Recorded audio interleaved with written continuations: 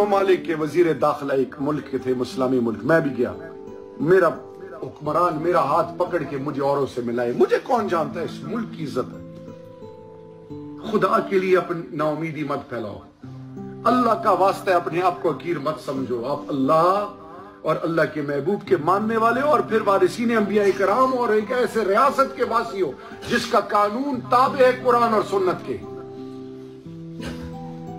اس ملک کو عظیم سے عظیم بنانا ہے انشاءاللہ مل کر ہم سب نے، اس ملک کو وہ عزت دینی ہے انشاءاللہ کہ پھر روز محشر کے دن خاتم النبیین بھی ہم پاکستانیوں پر فخر کریں انشاءاللہ۔ کوئی چیز ناممکن نہیں۔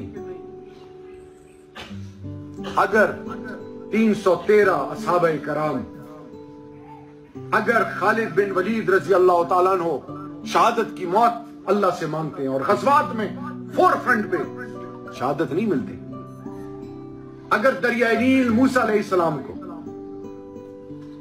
اگر مچھلی کا پیٹ یونس علیہ السلام کو، اگر کنویں کی گیس یوسف علیہ السلام کو نقصان نہیں پہنچا سکتے، اور وہ آگ جو ابراہیم علیہ السلام کو جلس نہیں سکتی، اگر ابو جہل کے گھر کے اندر موسیٰ علیہ السلام پل سکتے ہیں، تو آج مسلمان کو اللہ عزت کیوں نہیں دے سکتا؟ آج ہم نے سوچنا ہے کہ ہم میں مسئلہ کیا ہے۔ ہم میں مبتلا ہو گئے، ہم دنیا میں مبتلا ہو گئے، ہمارے کہیں ہونے کا یقین دنیا سے ہو گیا ہے۔ پیسہ بناؤ، رد بناؤ، عالم بناؤ، مفتی بنو، اچھی قرت کرو، اچھا نام بناؤ، دنیا میں مشہور ہو جاؤ۔ دنیا میں تو مشہور ہو جاؤ گے لیکن دنیا تمہیں کچھ نہیں دے سکتی، دینے والا اللہ ہے۔ انٹیریئر منسٹر محتاج، پرائم منسٹر محتاج، تمام بادشاہ محتاج، عہدے رتبے محتاج۔ ہم نے اگلوں کو گلے لگانا ہے۔ آپ حضرت امام مہدی کی فوج میں صرف مسلمان نہیں ہوں گے، وہ عیسائی، وہ یہودی، وہ ہندو، وہ غیر مذاہب بھی ہوں گے، جو ان کی اولادیں جو آبا و اجداد زندہ ہیں ان کی اولادیں کلمہ پڑھ لیں گی، وہ مسلمان ہو جائیں گے۔ آپ صلی اللہ علیہ وسلم کیوں روتے رہے کفار کے لیے؟ کیوں گڑ گڑا کے روتے رہے؟ آپ صلی اللہ علیہ وسلم کے سامنے کسی کافر کا لاش یا جنازہ گزرتا، کیوں آپ صلی اللہ علیہ وسلم آپ دیدہ ہو جاتے؟ آج یہ درد کیوں نہیں ہمارے دل میں؟ ہم کیوں اگلی کی تکلیف کو اپنی تکلیف نہیں سمجھتے؟ ہم کیوں اگلی کی تذلیل پہ خوش ہوتے ہیں؟ اگلے کو کیوں مارتے ہیں؟ اگلے کو کیوں رسوا کرتے ہیں؟ کیوں نہیں سوچتے کہ یہ اختیار میرے پاس ہے ہی نہیں؟ ہم کیوں غیبتیں کرتے ہیں؟ ہم کیوں اگلے کے مسلک کو بغیر سمجھے پڑے غلط کہتے ہیں؟ جس مسلمان کے دل میں بغض کی نہ ہو، اللہ اس کا ایک عمل پورا نہیں کرتا۔ یہ میں نہیں کہہ رہا۔ ہم کس طرف چل پڑے ہیں؟ قرآن عربی میں، عربی تعلیم ہونی چاہیے تھی ریاست کو، عربی ہمیں آتی، قرآن کو پڑھتے، حدیث کو پڑھتے، ہمیں پتہ چلتا کہ شریعت ہے کیا۔ جب پاکستان میں افسر سے لے کر تمام عہدیداران تک، سبحانک اللہم سے اللہم ربنا تک، الف لام میم سے والناس تک، کسی کو یہ نہیں پتہ چل رہا کہ اللہ کہتا کیا ہے۔ میں جنازے کے لیے بھی عالم اور مفتی کا محتاج، میں آذان دینے کے لیے بھی عالم اور مفتی کا محتاج۔ جب حکمرانوں کو سورہ اخلاص نہ آئے، جب ان کو پتہ نہ ہو کہ مدرسے اور مسجد کی بنیاد کی اہمیت کیا ہے، تو پھر کیا ہوگا؟ تو آؤ آج عہد کریں۔ ہمارا کام ہے انشاءاللہ باذن اللہ مسجد اور مدرسے سے جڑے ہوئے تمام ہستیوں کو عزت دینا۔ ہمارا کام ہے انشاءاللہ اس ملک کے فیصلے اللہ اور اللہ کے محبوب کے بتائے ہوئے رستے پہ کرنا انشاءاللہ۔ ہم اپنے ملک کو رسوا نہیں کریں گے انشاءاللہ۔ ہم اپنے ملک کے سودے کسی اور کو فیصلے کرنے نہیں دیں گے انشاءاللہ۔ ہم ایک قوم بنیں گے انشاءاللہ۔ یہ نہیں ہوگا کہ انگریزی اسکول کا بچہ، یونیورسٹی کا بچہ، مدرسے کا بچہ ایک دوسرے کو شک کی نظر سے دیکھے۔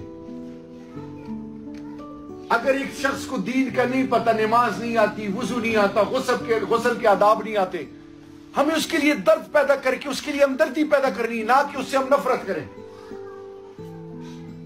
ہم نے گلے لگانا ہے لوگوں کو، ہم نے عزت دینی ہے، ہم نے ماتھا چومنا ہے۔ کیونکہ وہ اللہ کا بندہ، خاتم النبیین کا امتی، میرے ملک کا، میرا پاکستانی ہے، میری عزت ہے۔ وہ کافر، وہ یہودی جو سائنس میں ایجاد کوئی چیز کرتا ہے، اس سے بھی نفرت مت کرو۔ وہ یہودی بھی اللہ کا بندہ اور رسول کریم صلی اللہ علیہ وسلم کا امتی ہے۔ نفرت کس سے کرنی چاہیے؟ شیطان سے۔ تو آخر میں آپ کے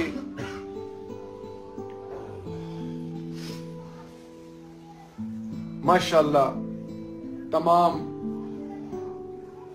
اس مدرسے سے وہ تمام ہستیاں جن کا پہلے دن سے تعلق ہے وہ بھی آ گئی۔ انٹیریئر منسٹری کے دروازے آپ کے لیے کھلے ہیں۔ سو بسم اللہ۔ آپ اور ہم سب نے مل کر پاکستان کو اور پاکستانیوں کو اور پھر پاکستان اور پاکستان سے جڑے ہوئے، چاہے وہ ہندو ہیں، چاہے وہ سکھ ہیں، چاہے وہ عیسائی ہیں، ان سب کو عزت دینی، اور سب سے بڑھ کر یہ کہ ہم نے اس ملک کو ایسا ملک بنانا ہے انشاءاللہ کہ روز محشر کے دن ہماری شفاعت کا ذریعہ یہ بن جائے اللہ کے فضل سے۔ کیا انشاءاللہ ہم اس کے لیے سب تیار ہیں؟ انشاءاللہ۔ کیا آپ کے ذہن میں یہ چیز ہے کہ انشاءاللہ باذن اللہ اگر ہم سارے ایک ہو جائیں تو ملک عظیم بن سکتا ہے؟ جب ہماری مثبت سوچ ہوگی، جب ہم نیک نیت ہوں گے، جب ہمارے دل میں اللہ کا خوف ہوگا، اور جب مجھے پتا ہوگا کہ قبر میں مجھ سے پوچھا جائے گا، پھر میں اپنی ماں کی تذلیل نہیں کروں گا، اپنے باپ کی تذلیل نہیں کروں گا، اپنے اساتذہ کرام کی تذلیل نہیں کروں گا، کہ غریب پر جبر نہیں کروں گا، محتاج مسکین، کسی نادار مسکین یا کسی کمزور کی بیٹی اور بیٹے پہ ظلم نہیں کروں گا، کسی کی زمین پہ قبضہ نہیں کروں گا، پرایا مال نہیں کھاؤں گا، کیونکہ حرام کا لقمہ سب کچھ تباہ کر دیتا ہے، انسان کو جانوروں سے بھی زیادہ پستی میں لے جاتا ہے۔ اور جب انسان کے دل میں خوف ہو اللہ کا کہ اللہ نے مجھے پوچھنا ہے، وہ کبھی بھی غلط کام نہیں کر سکتا۔ تو آج آپ سے التجا ہے کہ آؤ آج اپنی مثال قائم کریں، اپنے کردار سے، اپنے اخلاق سے، اپنے عمل سے، کہ اب مثال کے طور پہ جب میں مسجد میں جاتا ہوں تکلیف ہوتی ہے، باہر جوتے چھوڑ کے کوئی ٹوائلٹ سے نکلا، کوئی باتھ روم، کوئی گندی جگہ سے گزرا، ان چپلوں پہ اگلے چپل رکھ کے آگے جاتے ہیں۔ کیا ہم سوچتے ہیں موم جو اللہ کو نہیں جانتے، اللہ کے رسول کو نہیں جانتے، ان کے جوتے آپ دیکھو۔ مسلمان نے تو اپنے عمل سے جب مدرسے، ایئرپورٹ، مسجد میں الیکٹرک کولر کے ساتھ گلاس زنجیر سے جکڑا ہو، کیا غیر مذہب سوچے گا کہ یہ تو گلاس چوری کرنے والے ہیں؟ جب میں اگلے کے جیب پہ نظر رکھوں گا کہ مجھے کتنا فائدہ ہو، اگلے کے آگے جھکوں گا، کیا پھر وہ آپ پر حکمرانی نہیں کرے گا؟ ہم نے سوچ بدلنی ہے، ہم نے غیرت مند، باعزت، حیا والے مسلمان اور انسان بننے، ہم نے ایک ایسی سوچ پیدا کرنی آنے والی نسلوں کے لیے کہ کوئی بچے کے ساتھ پھر زیادتی نہ کرے۔ اندازہ کرے اسلامی ملک میں 5 سال 4 سال فریق منہم بل اکثرہم لا یؤمنون۔ کیا اور جب بھی انہوں نے عہد کیا، کوئی عہد تو پھینک دیا اس کو ایک فریق نے، ان میں سے بلکہ ان میں سے اکثر نہیں ایمان لاتے۔ صدق اللہ مولانا العظیم۔ یہ آخری آیت ذرا کنسنٹریٹ کریں۔ عہد ایمان کی نشانیوں میں قول و فعل، یہ جو ہم عہد لیتے ہیں، عہد اس پہ جو نہیں پورا اترتا اللہ کی پکڑ میں آتے ہیں۔ ایک دم سارے مل کے درود شریف پڑھیں۔